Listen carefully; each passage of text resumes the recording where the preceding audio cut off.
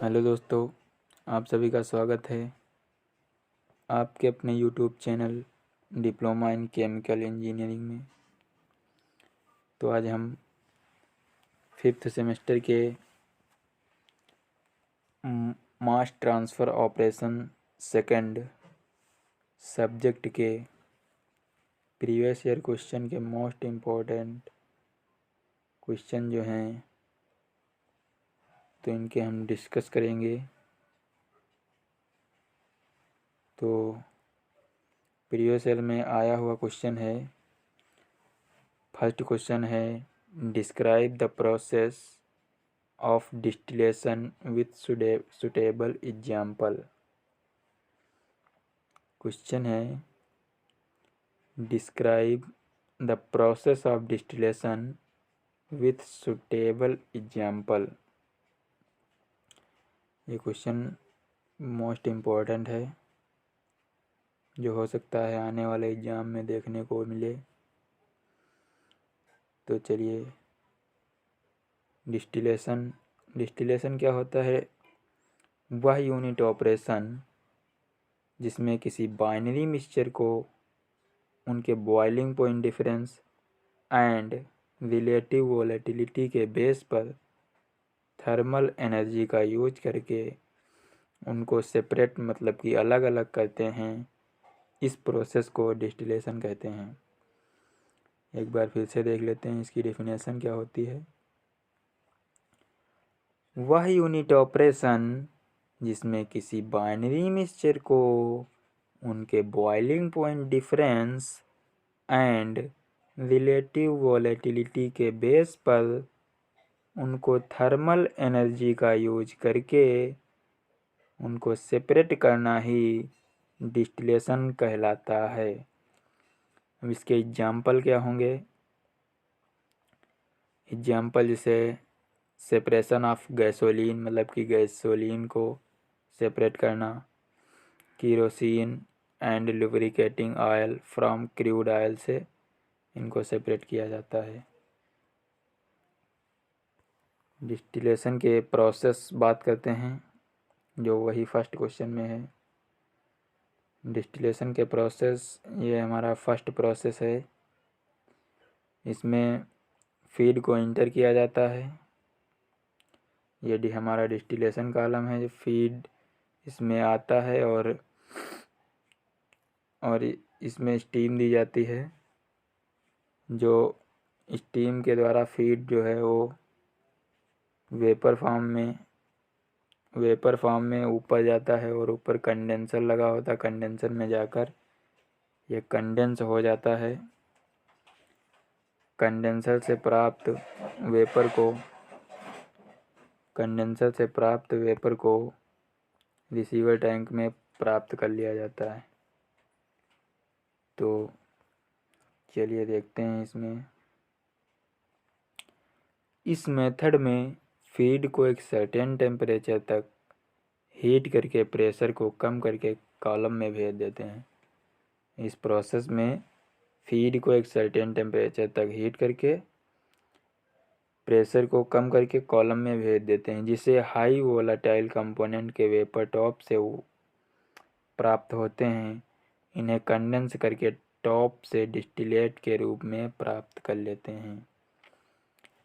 इस मेथड में फीड को एक सर्टेन टेम्परेचर तक हीट करके प्रेशर को कम करके कॉलम में भेज देते हैं, जिससे हाई वोलाटाइल कंपोनेंट के वेपर टॉप से प्राप्त होते हैं। इन्हें कंडेंस करके टॉप से डिस्टिलेट के रूप में प्राप्त कर लेते हैं तथा बॉटम प्रोडक्ट को रेजिड्यू के रूप में प्राप्त करते हैं तथा इस प्रोसेस में डिस्टिलेट एंड रेजिड्यू को पुनः सिस्टम में नहीं भेजते हैं।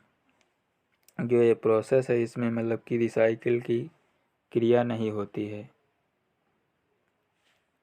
इस टाइप के कॉलम को डिस्टिलेशन कॉलम कहते हैं। इस मेथड से ज़्यादा प्योर कंपोनेंट नहीं प्राप्त होते हैं, मतलब कि इससे अच्छा सेपरेशन नहीं होता है।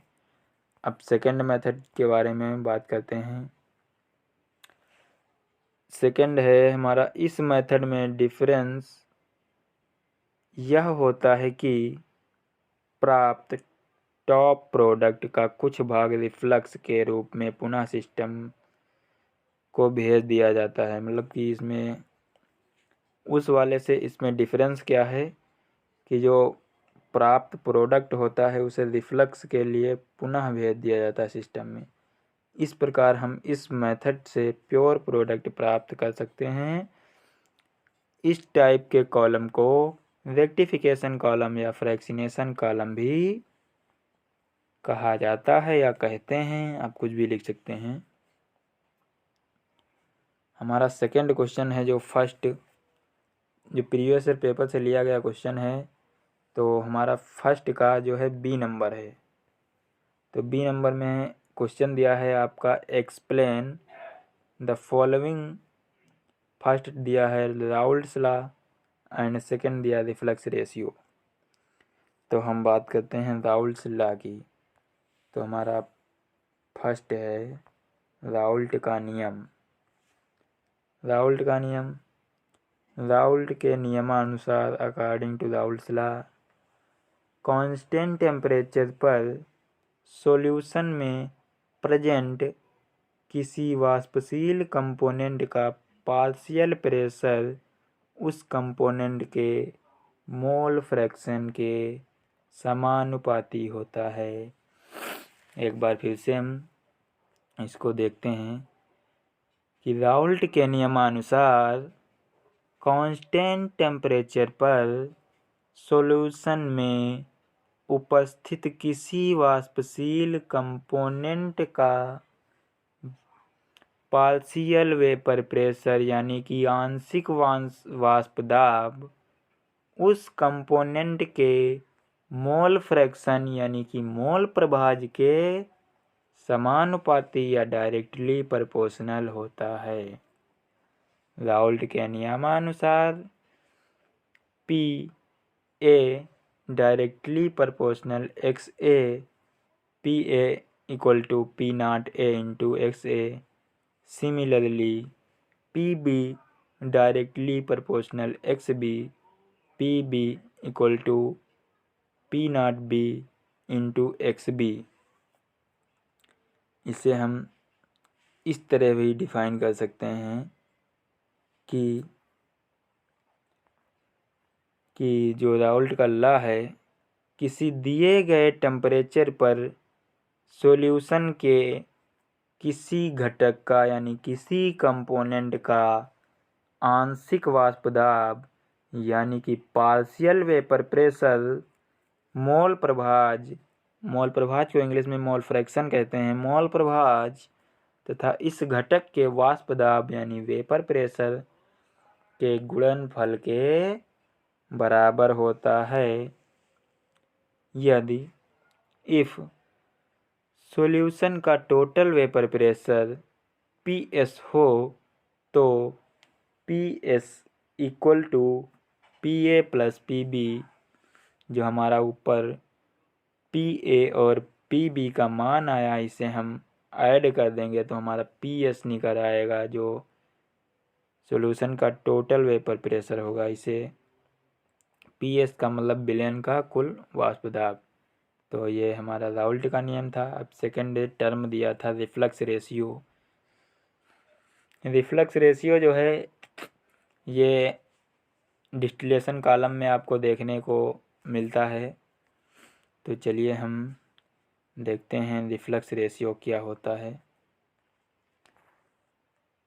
रिफ्लक्स रेशियो,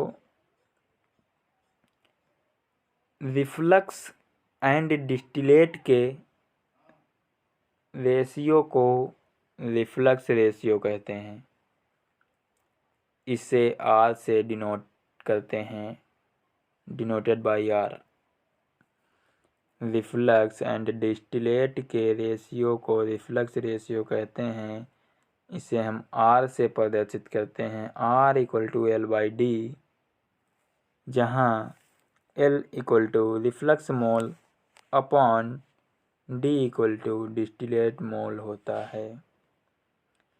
इसके पॉइंट हैं, यह एक महत्वपूर्ण डिजाइन पैरामीटर है यदि रिफ्लक्स रेशियो का मान बढ़ा दिया जाए तो कॉलम में कम ट्रे का यूज करके भी एक specific degree of separation achieve कर सकते हैं।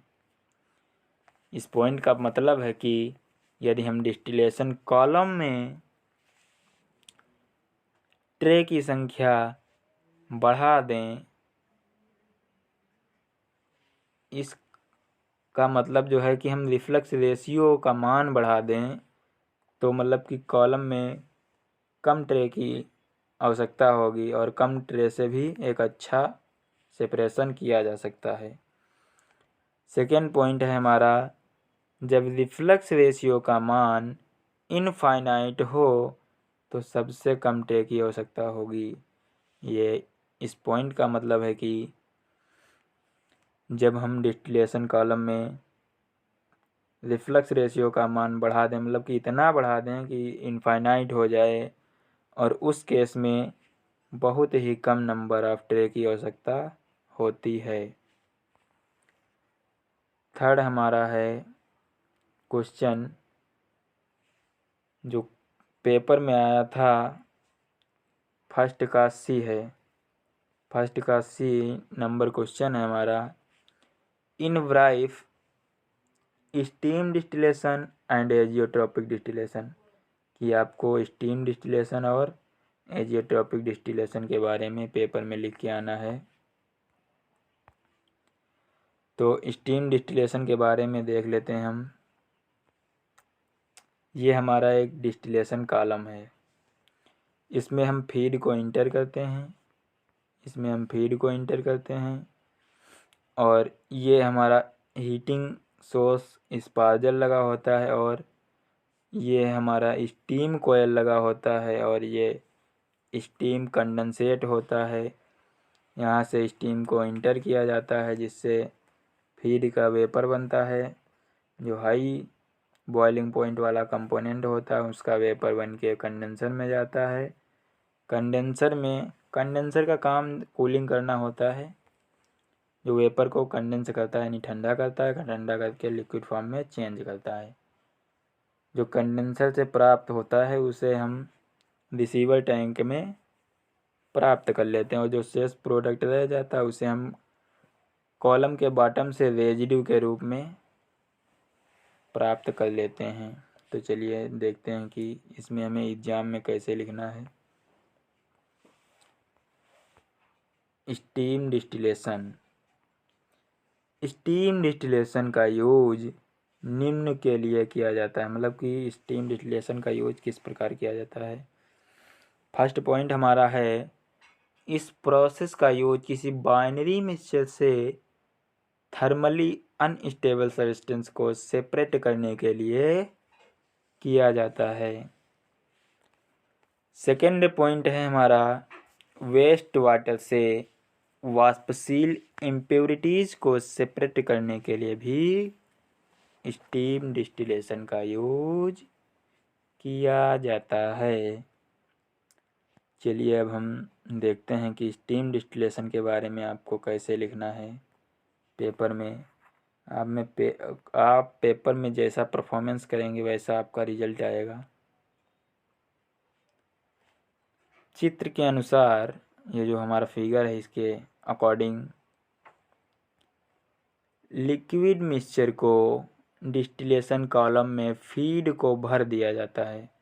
अब इसमें स्पार्जर की सहायता से स्टीम दी जाती है जिससे लिक्विड में उपस्थित हाई बॉइलिंग पॉइंट वाला कंपोनेंट ए वाष्पित होकर स्टीम के साथ कंडेंसर में प्रवेश करता है।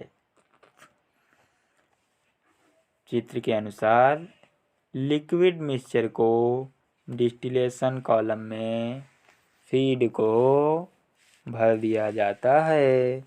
अब इसमें स्पार्जर की सहायता से स्टीम दी जाती है जिससे लिक्विड में उपस्थित हाई बॉइलिंग पॉइंट वाला कंपोनेंट ए वाष्पित होकर स्टीम के साथ कंडेंसर में प्रवेश करता है। कंडेंसर से प्राप्त लिक्विड को रिसीविंग टैंक में कलेक्ट कर लिया जाता है। जो कंडेंसर से हमें वेपर फॉर्म लिक्विड प्राप्त होता है उसे रिसीवर टैंक में कलेक्ट कर लिया जाता है, जहाँ पर बी तथा प्रोडक्ट ए की अलग अलग लेयर बनती है जिससे ए तथा बी को सेपरेट कर लिया जाता है।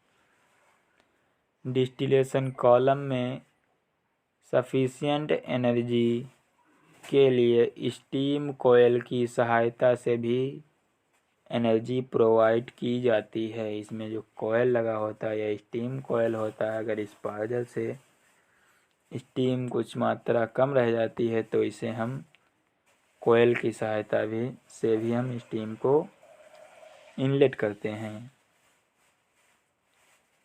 डिस्टिलेशन कॉलम में सफिशिएंट एनर्जी के लिए स्टीम कोयल की सहायता से भी एनर्जी प्रोवाइड की जाती है। इस प्रकार लिक्विड मिक्सचर से टारगेट मटेरियल ए को सेपरेट कर लिया जाता है तथा शेष लिक्विड मिक्सचर को रेजिड्यू के रूप में कॉलम के बॉटम से प्राप्त कर लिया जाता है। एडवांटेज, अब देखते हैं कि स्टीम डिस्टिलेशन के क्या एडवांटेज हैं। तो फर्स्ट पॉइंट है, इसके द्वारा मिक्सचर में प्रेजेंट हाई बॉइलिंग पॉइंट वाले कंपोनेंट को सेपरेट किया जाता है। जो स्टीम डिस्टिलेशन है इससे हाई बॉइलिंग पॉइंट वाला जो कंपोनेंट होता है इससे सेपरेट हो जाता है। इस प्रोसेस में मटेरियल को उसके बॉइलिंग पॉइंट तक ही हीट किया जाता है जिससे स्टीम इकोनॉमी तथा कॉस्ट कम होती है। इस मेथड में स्टीम को डायरेक्टली यूज किया जाता है जिससे कि हीट ट्रांसफ़र स्टीम से लिक्विड में डायरेक्टली होता है, जिससे यह प्रोसेस इकोनॉमिकल रहता है। सेकेंड टर्म इसमें दिया था एजियोट्रॉपिक डिस्टिलेशन। एजियोट्रॉपिक डिस्टिलेशन इसमें जो है दो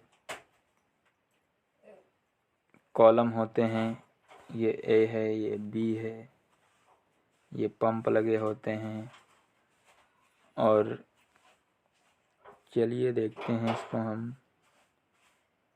यहाँ से इसमें स्टीम को एंटर किया जाता है।